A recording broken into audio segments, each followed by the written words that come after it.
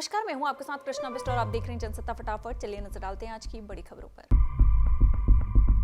दुनिया के 18वें और देश के दूसरे सबसे अमीर शख्स गौतम अडानी के खिलाफ न्यूयॉर्क की फेडरल कोर्ट में इंडैक्टमेंट दर्ज हुआ है, यानी कि उनके खिलाफ अभियोग दर्ज हुआ है। उन पर आरोप है कि उन्होंने भारत में सौर ऊर्जा का कॉन्ट्रैक्ट पाने के लिए सरकारी अधिकारियों को 26.5 करोड़ डॉलर रिश्वत दी। मामले में अडानी के साथ उनके भतीजे सागर अडानी समेत 8 लोगों को भी आरोपी बनाया गया है। अब इस मामले पर सियासी हंगामा भी मचा हुआ है। अडानी ग्रुप ने आरोपों को निराधार बताया है। भारत में शादियों का सीजन आ चुका है और इसके साथ ही सोने चांदी के गहनों की डिमांड भी बढ़ गई है। सोने की कीमतों में पिछले कई दिनों से उतार चढ़ाव जारी है। बात करें आज 22 नवंबर की, 10 ग्राम 24 कैरेट सोने का भाव 76,970 रुपये हो गया है, जबकि 24 कैरेट 1 ग्राम सोने का भाव आज 7,697 रुपये है।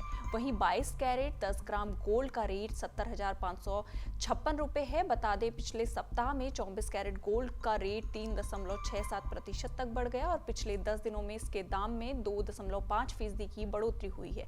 वहीं चांदी का दाम 90,190 किलोग्राम के भाव से ट्रेंड कर रहा है।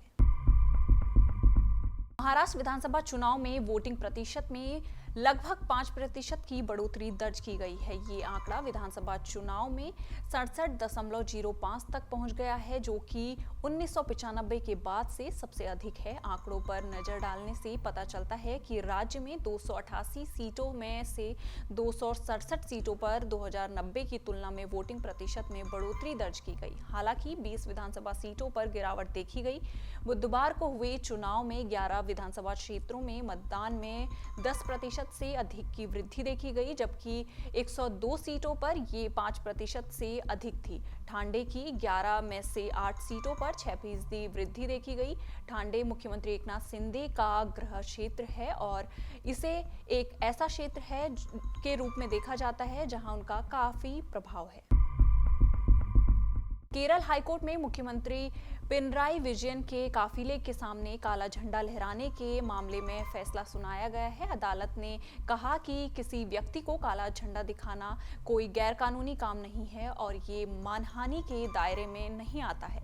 इसके साथ ही अदालत में 3 लोगों से जुड़े एक ऐसे ही मामले को खारिज कर दिया है। बुधवार को दिए गए फैसले में जस्टिस बेचू कुरियन थॉमस ने यह भी कहा कि प्रभावी लोकतंत्र के लिए विरोध प्रदर्शन जरूरी है।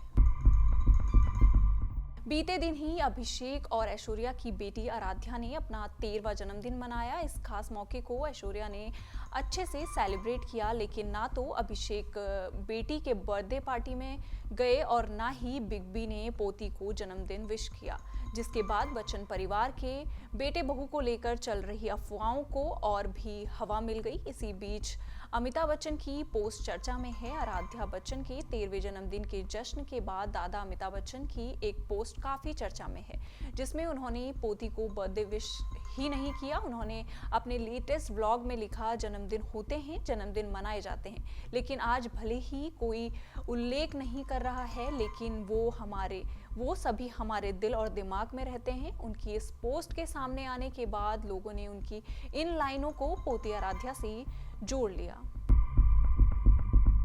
महाराष्ट्र विधानसभा चुनाव के नतीजे 23 नवंबर को आ जाएंगे। इस चुनाव में वैसे तो मुख्य लड़ाई महायुति और महाविकास अघाड़ी गठबंधन के बीच है, लेकिन कुछ छोटे दल भी अहम साबित हो सकते हैं। ये छोटे प्लेयर्स कई बड़े दलों का खेल खराब कर सकते हैं। इनमें से एक समाजवादी पार्टी है। महाराष्ट्र में सपा के सबसे बड़े नेता अबू आसिम आजमी हैं और वो इस बार अपने राजनीतिक करियर का सबसे मुश्किल चुनाव लड़ रहे हैं। इसी तरह की देश दुनिया की खबरों के साथ जुड़े रहने के लिए देखते रहिए जनसत्ता।